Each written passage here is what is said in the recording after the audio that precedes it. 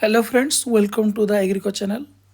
So today we are going to discuss about one important chapter from water management, that is hysteresis. Let us what is the definition? That it is the relationship between energy status and moisture content of the soil, where soil behaves differently when it is wetting, or it is called as absorption, compared to when it is drying, called as desorption. Hence it is called as wetting versus drying curve, or sorption versus desorption curve. Coming to desorption means removal of the water. So take initially saturated soil sample and apply increasing suction to dry the soil gradually. So gradually remove the water. So sorption means the opposite. So you will take initial dry sample or unsaturated soil sample. It is wrongly written saturated, but it is unsaturated soil sample, and we will go for gradually wetting this sample. So coming from saturated soil sample to unsaturated soil sample is called as desorption, whereas from unsaturated soil sample to saturated soil sample by means of adding some water, this is called as the sorption. Again, let us come to know the difference between, that is, the sorption and desorption.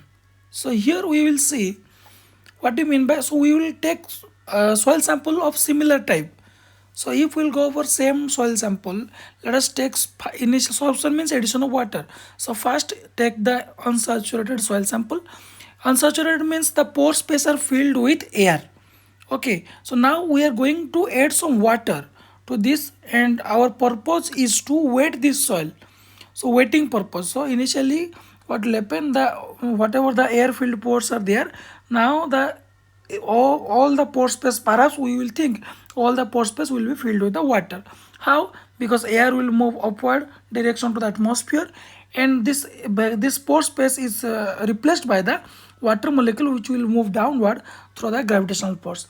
But now the thing is that some of the air which is demarcated in the white marker or the white dots, so the air is entrapped within the soil surface, because this air is moving in upward direction towards the atmosphere. But while at the same time water is entering downward through the gravitational force, that means both the movement of air and water is in opposite direction. Hence some of the air gets entrapped within the soil profile. Hence some of the pore space are even under air filled. So here we can say that we cannot achieve fully saturated soil samples, rather partially saturated soil sample we will achieve. So you can see here in the arrow mark some of the air which cannot move in upward direction into the atmosphere and get entrapped within the soil profile, and this is called as the sorption. So sorption means we cannot achieve fully saturated soil from the unsaturated soil. But desorption means what? So desorption means removal of the water from a fully saturated soil. So here the all the pore space filled with water, and now we will remove this water to form unsaturated soil. So now water will be removed from the saturated soil, and this pore space is filled with the air automatically. Hence all the pore space will be removed and all the pore space now filled with the air. So in desorption, saturated soil, a fully saturated soil can be changed into fully unsaturated soil. But in sorption, a fully unsaturated soil cannot be converted to fully saturated soil normally. So come to the basically the graphical part. So now let us take a x line or x axis where it will show the moisture content, and like 0 to 60. So x-axis moisture content in terms of percentage. In y-axis we will take a suction pressure, that is the in which pressure you want to remove this water. So as we know that if the water content will decrease, the suction pressure, which is measured in terms of bar, it will increase. So what will happen? The moisture content and the suction pressure is inversely proportional. So let us take the unsaturated soil sample and saturated soil sample. Now what we will do? The first one is we will go for sorption. Sorption means addition of water. So initially the less moisture content is there, unsaturated soil means no moisture, hence the suction pressure is very high. Now as we will go for addition of water, the suction pressure is decreasing and the moisture content is increasing. So now this is the curve from unsaturated soil to saturated soil, called as sorption curve. Okay, this is the addition of water. Again we will go for desorption curve. First we will take the fully saturated soil sample and we will remove this water gradually by increasing the pressure. Okay, because as you know that if decrease in moisture content will be there, so suction pressure will also increasing. So this is called as the desorption curve. But here you can see whenever we will take, so now let us take a horizontal line which will cross both sorption curve as well as the desorption curve, and the point which will intersect in the y-axis, that is the suction pressure, is let it is p bar. And now we will find out two intersection point, that is the line which will cut desorption and desorption curve. Two point intersect point will be identified, and from this intersect point we will draw line which is vertical, and it will intersect the x-axis, so that we can find out what will be the moisture content at p bar in both of the curve. So you can see in the sorption curve, at the P pressure, the P bar pressure, the suction pressure is P bar, but the moisture content at the sorption curve is 10%. But at the same pressure, same suction pressure, the desorption curve, the moisture content is 20%. That means at the same suction pressure, the sorption curve contains less amount of moisture content as compared to the desorption curve. So this is the concept we have found in this graph. So now what exactly it is, what is the meaning of this thing?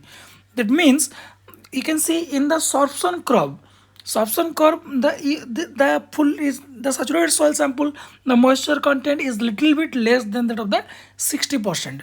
So that means while we are going for adding a water to the soil sample, so sorption curve usually cannot reach full saturation because of entrapped air within soil pores even at zero metric suction, what we have discussed just before few minutes ago.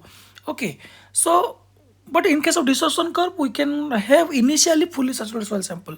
Hence what we have concluded, so we have concluded here, while a drying or desorption curve which will start from a saturated state, the subsequent wetting or sorption curve fails to retrace the same path, resulting in a lower water content than the initial saturation at the same suction level.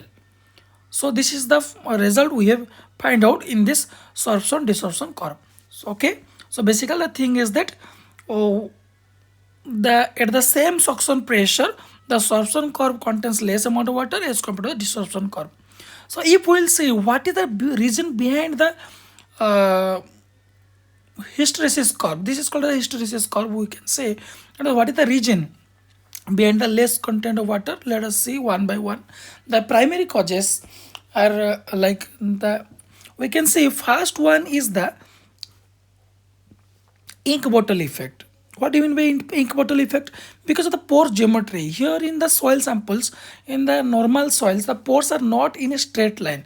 Rather, in a zigzag arrangement is there. That is why the movement of air towards the atmosphere is very much difficult, and as well as the water downward movement is also difficult. So somewhere the water is trapped in large pores connected by the narrower necks. Second one is entrapped air. During wetting process, we have already discussed, air becomes trapped, reducing the maximum possible water content at zero tension. So that means the less amount of water we will found in the sorption curve, whereas more amount of water we can achieve in the desorption curve at the same suction pressure. Then again respiration, because in the root, in the soil, crop root as well the microbial respiration will be there, which will release carbon dioxide within the soil into the soil, and these also entrapped within the pore space, so which will again reduce the water. So the last one is we can say the contact angle, because the contact angle of wetting, so wetting water and drying water is different. The advanced water and the receding water is different. Okay, so thank you so much. If you are having any doubt, then please write in the comment section. So please like and subscribe our channel and follow us. Thank you.